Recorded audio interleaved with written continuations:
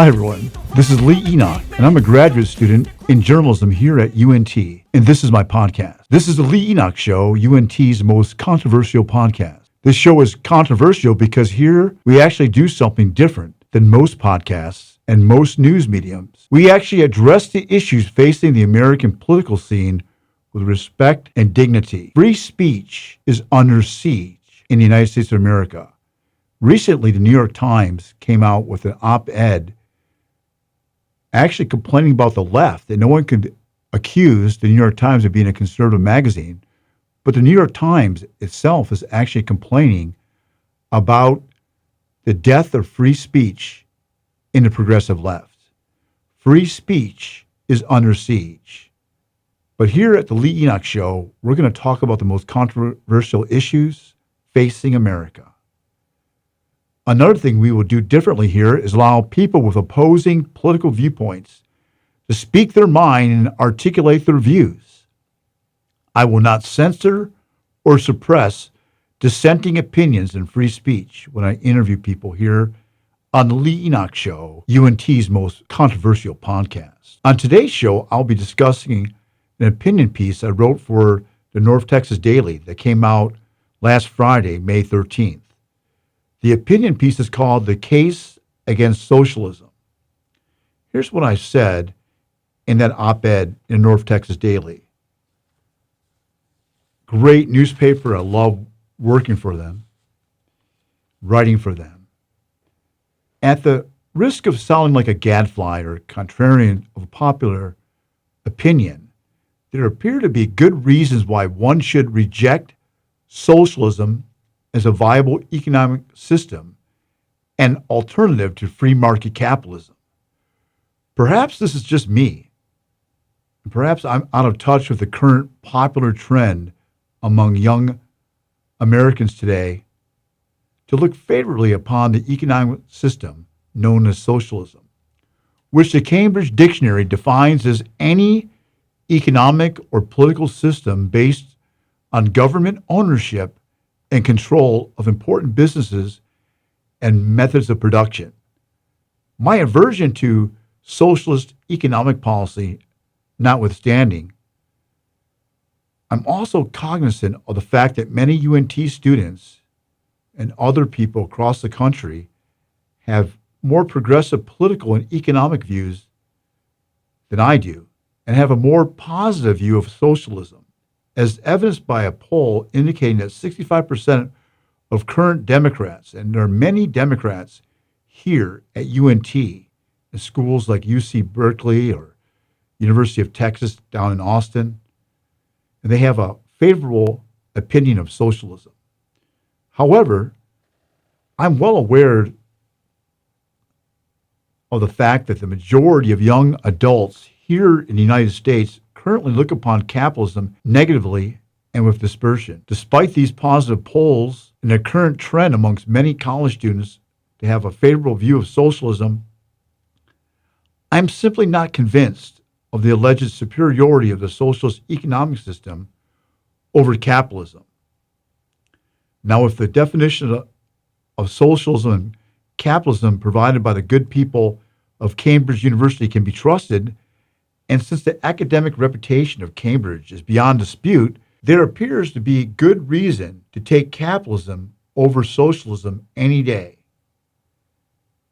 My point is this: that government ownership and control of America's businesses and means of production does not appear to be a good thing at all. Case in point, just look at the current mess that President Joe Biden has placed the country in now. With inflation and gas prices raging out of control today, do we really want Biden and the federal government running America's businesses?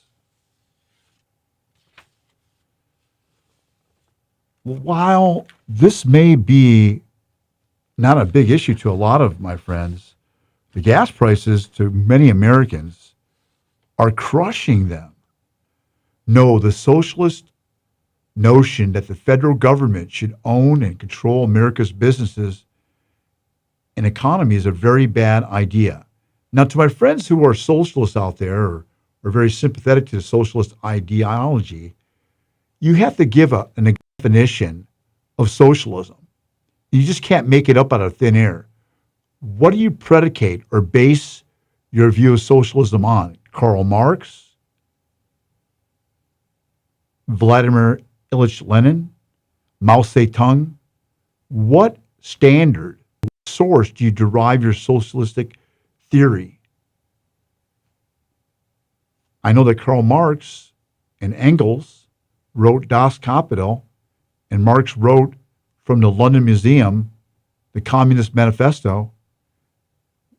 What do you predicate your view of socialism on?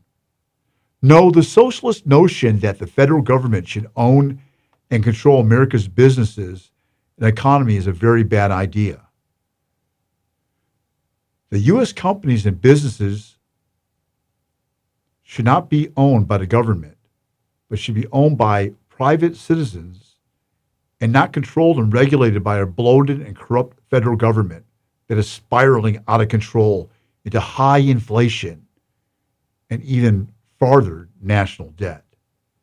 The government does not even know how to balance its own budget and pay down its own national debt, let alone run all the businesses and companies of our great nation.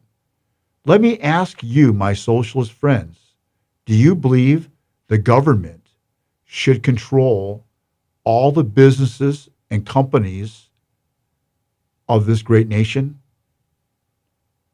If not, you're not a socialist. Because by definition, remember that Cambridge definition, socialism is a view that the government should control the economy and the businesses of a nation. In my recent conversation with leading economist Dr. Walter Block, who holds the endowed chair of economics at Loyola University in New Orleans, Block said there are two main arguments against socialism. Block said socialism does not work and it impoverishes every economy it has ever afflicted. According to Block, secondly, he says, socialism is a rights violation. It is based on coercion and theft. And the Central Planning Bureau command property stolen from the people.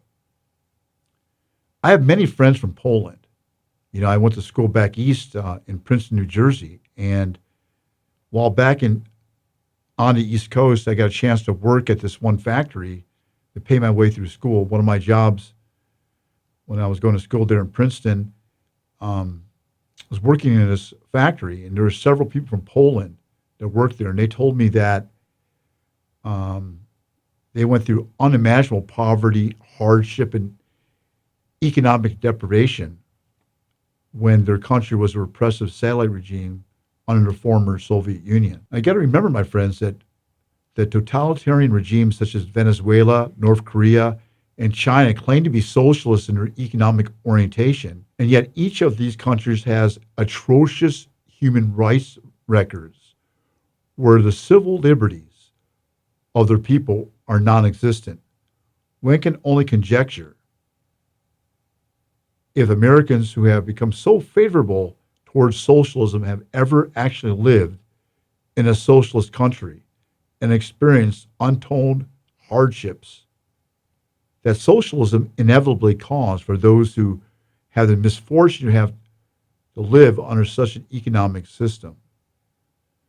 My question for you is this: if socialism is so great, why are free civil liberties non-existent in the countries that claim to be socialist orientation? That's a big question. Why are civil liberties, and such as free speech, freedom of assembly, non-existent in socialist countries? No, my friends, while socialism may sound like a cool economic system that appears to address the inequities in a society, it actually causes more hardship than it claims to rectify. While the capitalist free enterprise system currently that drives America's economy is not perfect, and there are injustices and economic inequities in our society,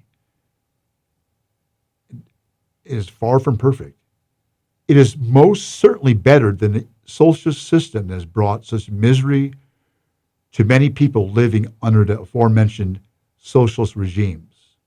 While many students may disagree with this writer's wholesale rejection of socialism, it just seems obvious to me and to many others around the country that the government should not own the U.S.'s most important businesses and the means of production that drives this country's economy. No, no, no, my friends. Instead of socialism and more government control, I would like to argue for the maximization of individual and economic liberty, since private citizens, not the government, are the best arbiters of our economic destinies. So, what do you think? Do you support socialism? Are you a free market capitalist like myself? Where do you stand on the issue of socialism? What's your economic view? Or do you really have one? It's vitally important if you're going to criticize capitalism that you, one, have a concrete definition of what socialism is, and two, define what capitalism is. Don't just say you're a socialist because it's the popular thing to do in certain circles. Or don't say you're a capitalist because that's the popular thing to do in another circle. Understand what you believe and why you believe it. I believe it was Socrates who said, "The unexamined life is not worth living." We should examine the economic views that are driving this debate. Are you a socialist? Are you a capitalist? Are you something different or somewhere in between? As a graduate student in journalism here at UNT, when you walk into the Mayburn School of Journalism, you go into the offices there at Sycamore Hall, you'll find a massive poster, and on that poster is inscribed the First Amendment for all to see, which says Congress shall make no law respecting an establishment of religion, prohibiting free exercise thereof, and abridging the freedom of speech, or the press, or the people to peacefully assemble, and to petition the government for redresses of our grievances. You know, recently I had to Uber myself someplace, and I ran into somebody that came from a different country, and I asked him, "What if you tried to protest against the government?" He said to me that if you protest too much or too hard, you may disappear. You might get deep sixed into oblivion if you try to express your view. Let's go over that again. The First Amendment says that Congress shall make no law respecting of an establishment of religion, prohibiting the free exercise thereof, or abridging the freedom of speech, or the freedom of the press, or the freedom of the people to peacefully to assemble and to petition the government for redress of grievances. You know, in many countries, you can't protest the government or you'll be jailed. You may disappear. Hey, look what happened to that Saudi Arabian journalist in Turkey in October 2018. I think it was Jamal Khashoggi of the Washington Post. What happened to him when he started speaking out against his government? I'll let you guys look into that. But that guy's nowhere to be found. You know, going over the First Amendment, we have the freedom of religion, the freedom of speech, the freedom of the press, the freedom to assemble peacefully. That's what disturbed me a couple of years ago in some of the riots and aggressive protests that we saw definitely people weren't protesting peacefully, and a lot of that was going on. Now, for certain, there were people that were protesting peacefully, and I'm not going to try to quench their right to protest. But some things got out of hand, and it burned buildings down to the ground. I remember a situation that broke my heart a couple of years ago. I think it was like 3 years ago now, 2 or 3 years ago, when in Los Angeles, and I was living in California at the time, there were a lot of those protests that occurred during like the George Floyd protests.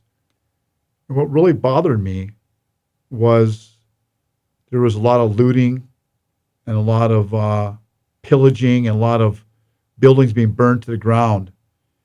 And in Los Angeles, there was a Guitar Center that was absolutely stripped bare of everything that was in the place by thieves and looters and rioters. That is not protesting peacefully, but the First Amendment guarantees the freedom of speech, the freedom of religion, the freedom of the press. I am a big supporter of the freedom of the press. That's why I'm here at UNT at the Mayburn School of Journalism. I don't say you have to agree with me on these issues. Let's debate. Let's agree to disagree agreeably. Let's do everything with love.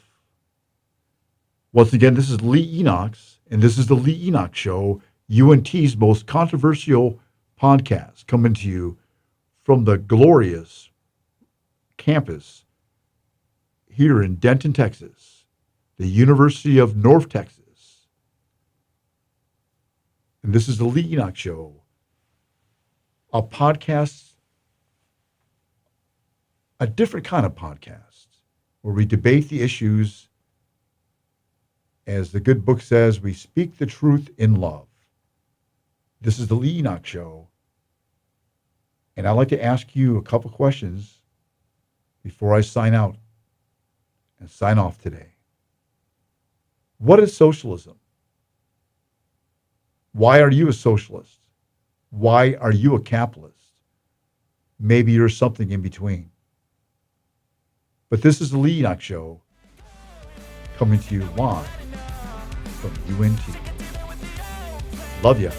Have a great day.